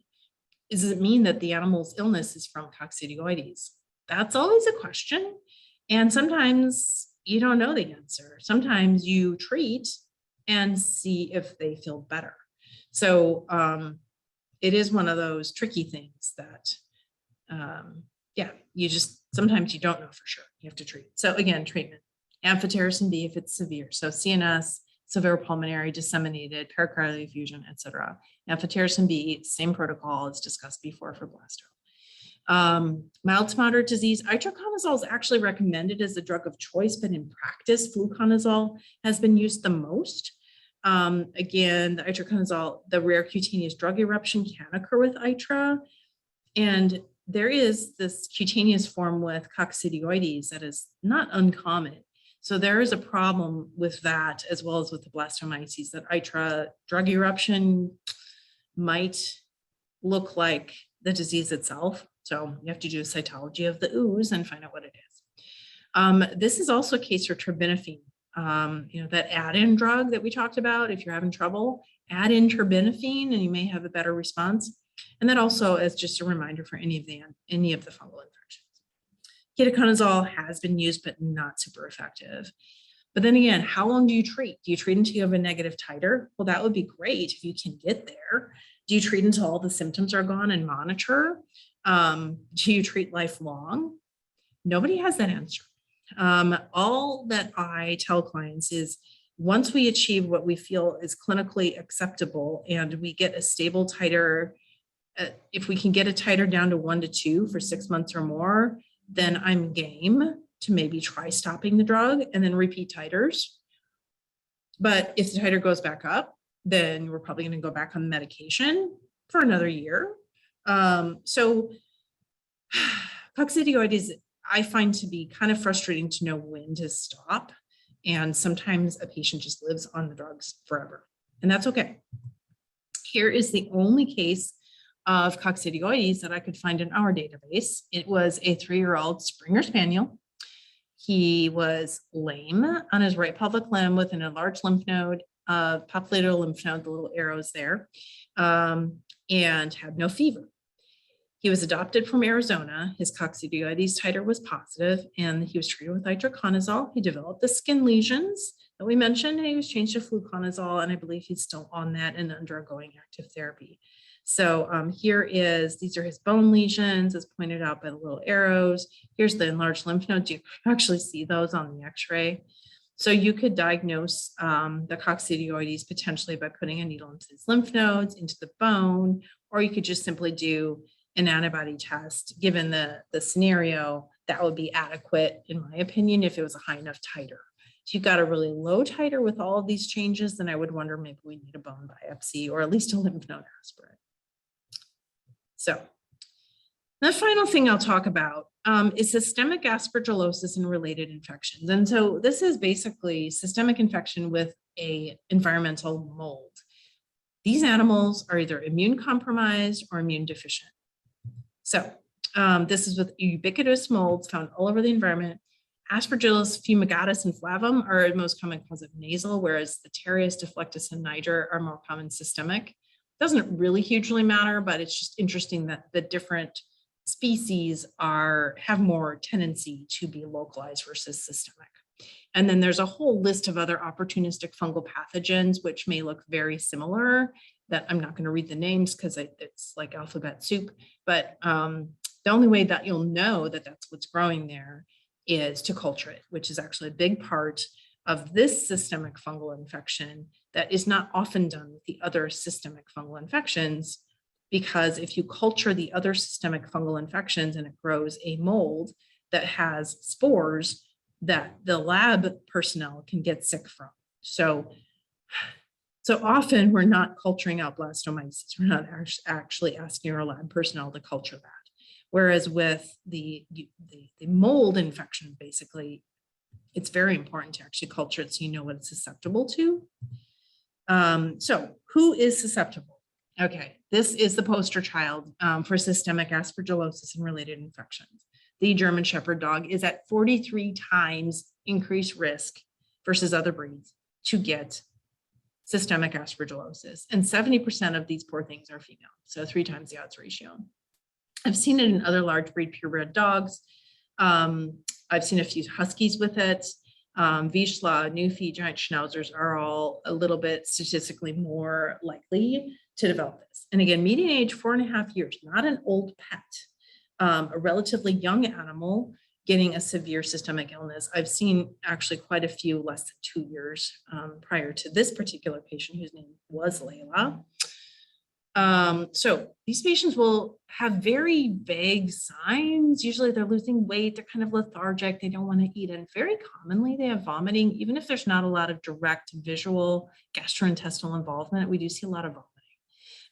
About half of these animals will have a fever, and they will have sort of all the similar things that other systemic fungal infection patients might have: the lymph nodes, the spleen, sometimes liver enlargement. But oftentimes they'll have discospondylitis. So they will have bone pain, spinal pain. Neurologic deficits is not an uncommon feature of this condition. It likes to live in the intervertebral disc space area. They may have lameness due to bone involvement. And very common changes with the non-regenerative anemia, the leukocytosis, left shift. Okay, we've seen all that before. The low albumin, the high globulin, azotemia, proteinuria are actually not uncommon with this. That's what's special about aspergillosis. So these systemic fungal infections, the urinalysis itself may show fungal hyphae in about half of these patients. And it's a really great source to culture. And the reference labs that you send to can culture and then speciate and then forward the sample to the Texas Fungal Lab for antifungal susceptibility testing, which is strongly recommended if you encounter one of these patients whose owners are game to try treatment. Okay, so serology, is there another way of diagnosing this? Serology is, the antibody might be negative, because these animals, again, they have a poor response. They're not normal. They're not mounting an immune response. Immunity to these fungal pathogens is not antibody-based. So it is actually recommended, again, an antigen test. Humira Vista is highly sensitive. But again, that's for Aspergillus. I can't guarantee that the other pathogens will cross-react the other fungi. So there is also a pan-fungal antigen that Miravista also offers that you could also run. And there's information on the website about that. The thing about if you do get a positive antigen is it might actually be very helpful to monitor during long-term treatment.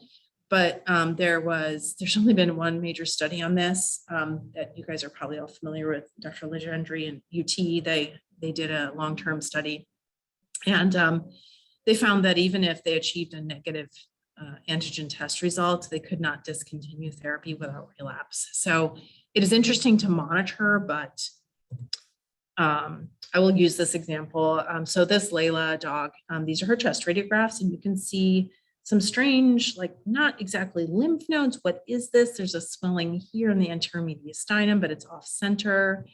You can see it on the x-ray ventral to the trachea. What is this going on underneath her spine? What in the heck is happening here at her gastroesophageal junction? So something is not right there. We didn't know what she had. We just took imaging. Then we did her abdominal ultrasound. This was her sublumbar lymph node. It was huge. You can't see these measurements, but this was easily a 10-centimeter lymph node. You could palpate this lymph node just by palpating her abdomen. And the rest of her abdominal lymph nodes were also enlarged. Her spleen had a moth-eaten pattern. Her liver had nodules. So what we did is, as I said, If it's big, you poke it. It was big, we poked it, this is what we got. So this is her cytology, where you've got these structures, these hyphal structures streaming through between the other cells. Oops. And here's another view, same thing. So very, you know, what in the heck, why do you have that there? So she had the fungal hyphae, pyogranulomatous inflammation. Culture, we actually sent it to the University of Tennessee because I did a little bit of research ahead of time because I kind of thought she might have fungal because of her breed. And because they are also able to forward the sample directly to the Texas fungal lab to get susceptibility testing. So they were able to culture it, and I believe they did a DNA screen to determine if it was something called Racemsonia. And the Texas Fungal Lab found that it was most susceptible to posaconazole. The downside of doing susceptibility testing is that it can take 4 to 6 weeks. So in the meantime, you have to start something. So in her case, we started, I believe we started voriconazole with my past case histories. I tried voriconazole, but then we got her results back and learned that posaconazole was the drug of choice. And by the time we had that, she was failing. So systemic aspergillosis, if you can do amphotericin B plus an azole plus or minus terbinafine initially, just hit it hard up front. These animals, they found, have a need for lifelong oral therapy, so the culture and susceptibility would be great to guide your therapy. Itraconazole has had historically some benefit. So in 1995, 10 German Shepherd dogs diagnosed with systemic aspergillosis were evaluated in one case series, and one dog lived 4 years on itraconazole. The rest of them did not survive long term. Posaconazole, though, per Dr. Legendry's study, was a drug of choice based on susceptibility testing, as well as the tolerance of the drug and the efficacy of the drug. So he put these animals on posaconazole, 5 milligram per kilogram BID suspension.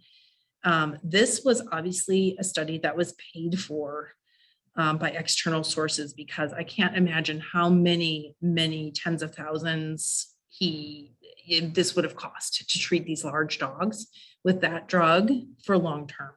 But of those 10 dogs, 6 were German Shepherds and the rest were other purebred dogs.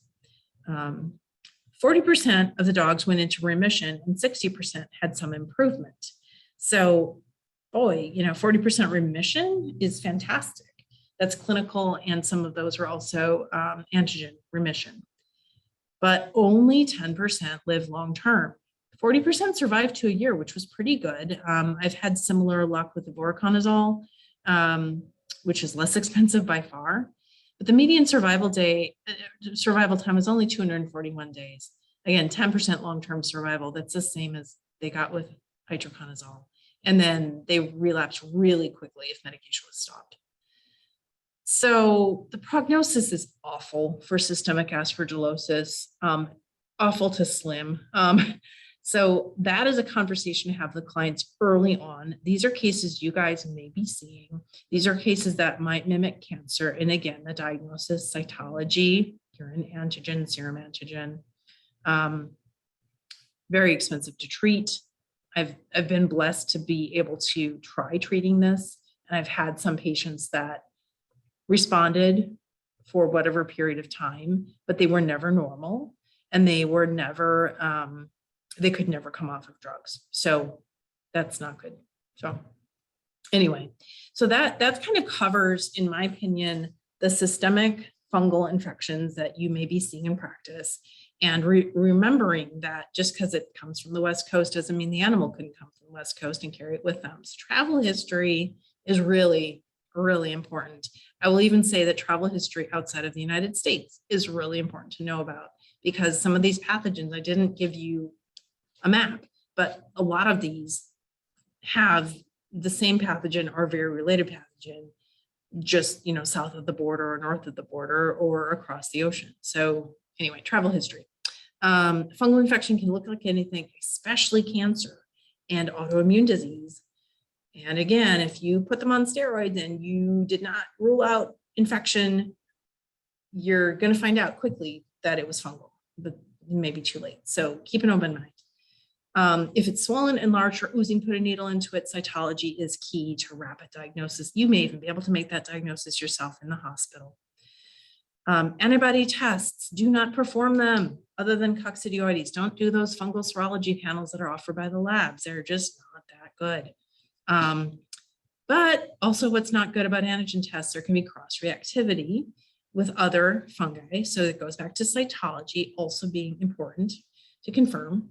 And also false negatives can occur. So if you have a strong sense that you have fungal pathogen, keep looking.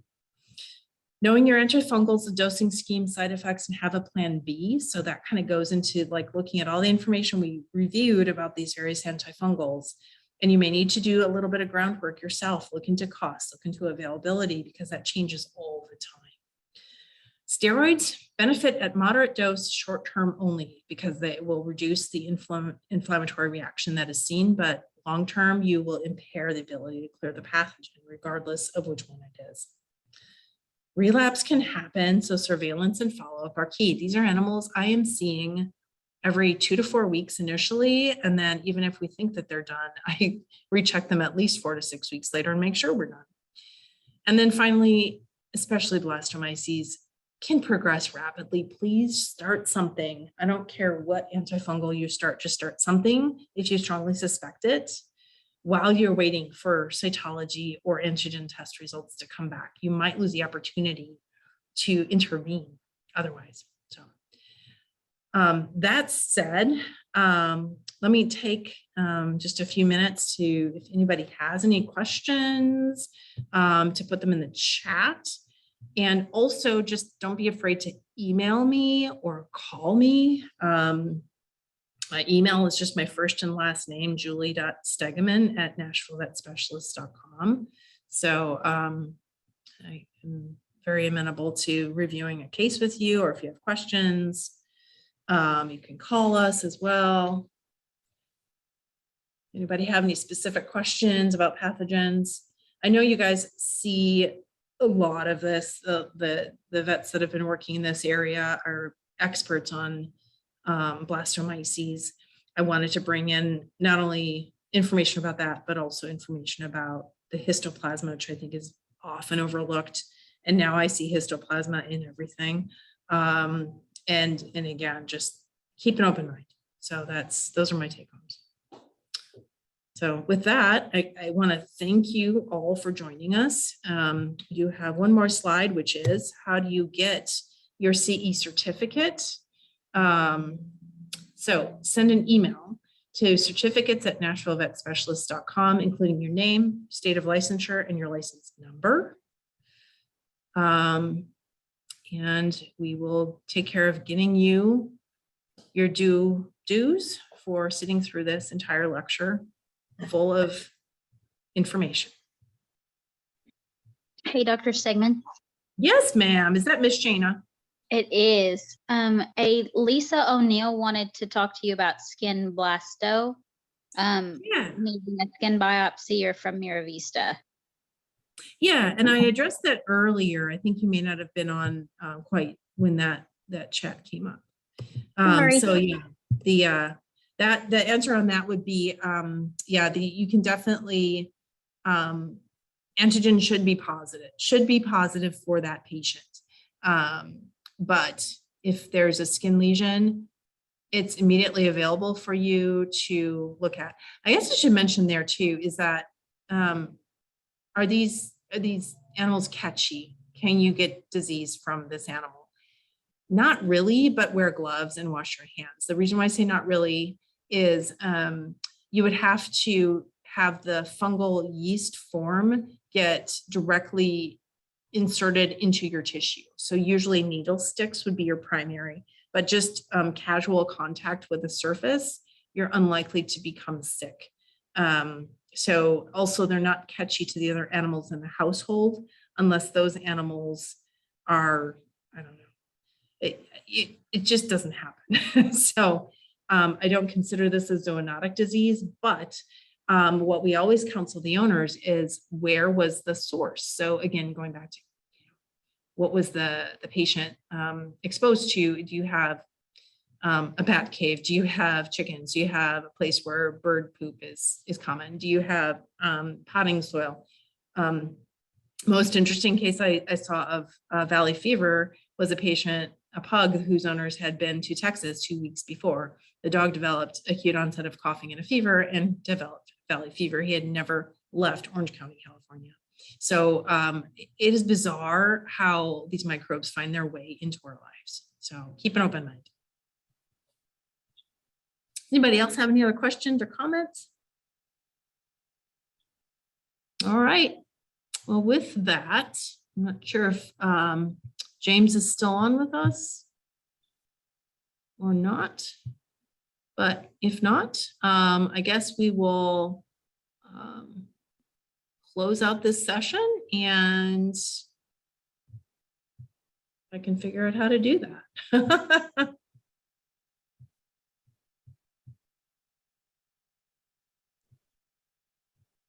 Dr. Stegeman, I'm still here. I'll end the meeting for us. Okay, thank you. Thanks. Thank you, everybody. Have a great night.